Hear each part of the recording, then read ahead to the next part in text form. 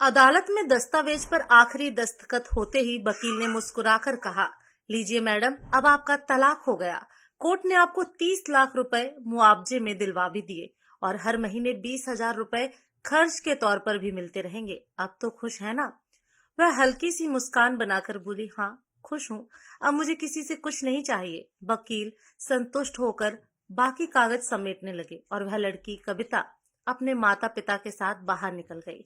पीछे अदालत के कोनों में खड़ा निर्वाण उसका पति सब देख रहा था। कविता एक नजर भी उसकी तरफ नहीं उठाती। गाड़ी का दरवाजा बंद हो गया और रिश्ता भी। पहला महीना मायके में सब प्यार से पेश आते रहे।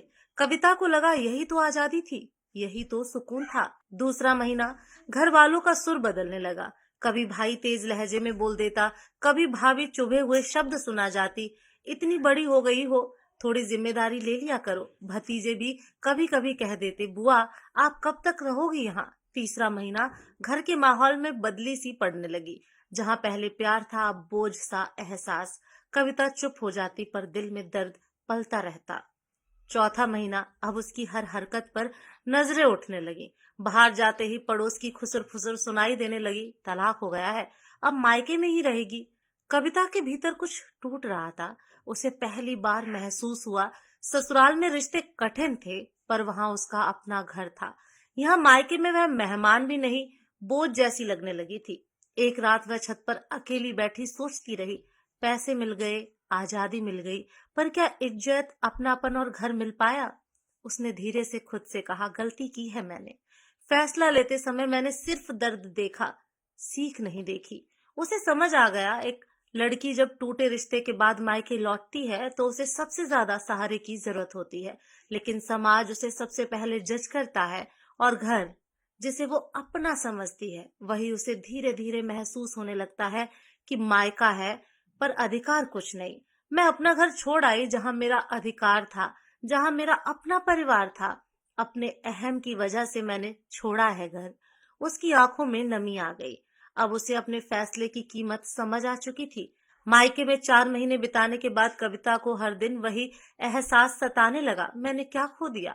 क्या सिर्फ गुस्से और तानों में बहकर इतना बड़ा फैसला कर लिया? वह छत पर बैठकर देर तक आसमान देखती रही। यादें पीछे पीछे भागती। निर्वाण की बातें, उसकी आदतें, वो छोटी छोटी बहसें और सबसे ज्यादा उसका साथ, जो अब बहुत दूर लगता था। एक रात मन बिल्कुल टूट गया।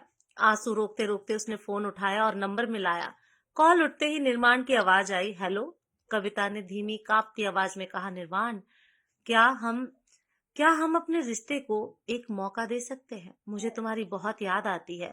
मैं तुम्हारे साथ रहना चाहती हूँ। कुछ पल दोनों तरफ खामोशी रही, फिर निर्माण ने गहरी सांस लेकर कहा, मैं भी तुम्हारे बिना नहीं रह पा रहा। फैसले में दोनों की गलती थी, पर सुधारने के लिए दोनों को साथ चलना होगा। मैं तुम्हें वापस लाना चाहता हूँ, लेकिन कुछ समझौते हम दोनों को करने होंगे। अगर तुम्हारी हाँ है तो मैं अभी निकलता हूँ।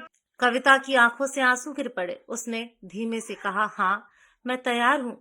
उस समय रात के 12 बज रहे थे। निर्वाण ने अपनी कार उठाई। ठंड थी, रास्ते सुनसान, लेकिन उसका दिल सिर्फ एक ही बात कह रहा था, उसे घर वापस लाना है। लगातार 5 घंटे ड्राइव करता रहा, ना रुका ना थका। सुबह के 5 बजे वह कविता के मायके के दरवाजे पर खड़ा था। अंदर से कविता बाहर आई, हल्की सी घबराहट, आंखों में शर्म भी और राहत भी। माँ बाप ने दरवाजा खोला। निर्वाण ने सम्मान से सिर झुकाकर प्रणाम किया। कविता ने अपना छोटा सा बैग उठाया और बिना शब्दों के दोनों समझ गए कि यह फैसला दिल से आया है। कुछ देर बाद कार चल पड़ी और कविता अपने घर, अपने वास्तविक घर की ओर लौट रही थी। दोस्तों, रिश्ते टूटते नहीं, बस कभी कभी दोनों के बीच बना धुआं साफ करने की जरूरत होती है। सही समय पर झुका हुआ कदम पूरी जिंदगी बचा सकता है। आपको ये कहानी कैसी लगी कमेंट करके जरूर बताएं। पेज को फॉलो जरूर करें। धन्यवाद।